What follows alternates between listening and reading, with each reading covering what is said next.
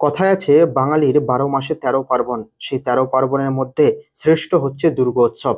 দেশ ছাড়িয়ে বিদেশেও এই দুর্গোৎসবে মেতে ওঠেন সবাই।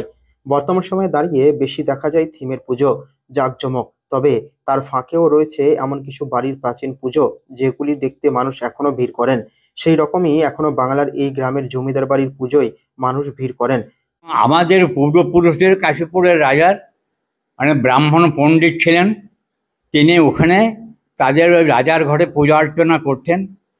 উনি রাজা সন্তুষ্ট হয়ে বললে, আপনার পুরোহিত মশাই, আপনাকে আমার এখানে আর পুজো করতে হবে না, আপনাকে আমি বরতরিয়ার মৌজার দান করছি। আপনি বরতরিয়ার মৌজায় যার সব প্রজারা আছে বা ওখানে যেরকম উন্নয়ন পরিকল্পনা আপনি করবেন, সেই জন্যে আমি আপনাকে সর্বভাবে সাহায্য করব।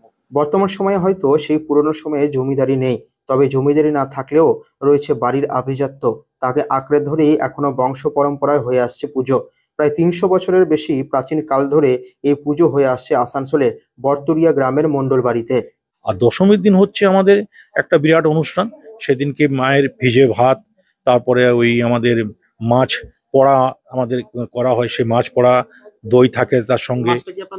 আমাদের পুকুরের মাছ আমাদের জেলেরা দিয়ে যায়, পরম্পরা চলে আসছে। এবং সেই বাটা মাছ বা চ্যাং মাছ, যেটা এবার বলবি, সেই চ্যাং মাছ সকালে আমাদের জেলে দিয়ে যায়। সেই চ্যাং মাছ আমরা সবাই হাতে নিই। হাতে নেওয়ার পর আমরা একটা, যেটাকে আমাদের কাছে শুভ মনে করি সেই দিনটা, এবং তারপর স্নান টান করে এসে আমরা মায়ের মন্দিরে বিজয় যাত্রা টাকা আমরা মায়ের কাছে আমরা একটা নিবেদন করি। প্রায় ৯০ ঊর্ধ্ব পরিবারের সদস্য অজিত কুমার মণ্ডল বলেন, ৩০০ বছরের বেশি প্রাচীন এই পুজো। আগের সময়ে বিচারকদের বলা হতো মণ্ডল এবং জমিদারদের বলা হতো রায়চৌধুরী।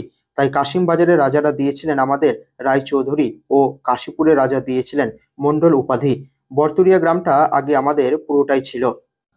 আসানসোলের বরতরিয়া গ্রামে রয়েছে মণ্ডল পরিবারের প্রাচীন পুজো। তারা ব্রাহ্মণ হলেও তাদের পাওয়া উপাধি মণ্ডল। আজ থেকে প্রায় ৩০০ বছরের বেশি সময় আগে পরিবারের সদস্য কংস মণ্ডল এই পুজোর প্রতিষ্ঠা করেছিলেন। তখন থেকেই একই ধারাবাহিকতাভাবে পুজো হয়ে আসছে এখানে। জানা যায় মণ্ডল বাড়ির পূর্বপুরুষ কাশীপুরের রাজার বাড়িতে পুজো করতেন।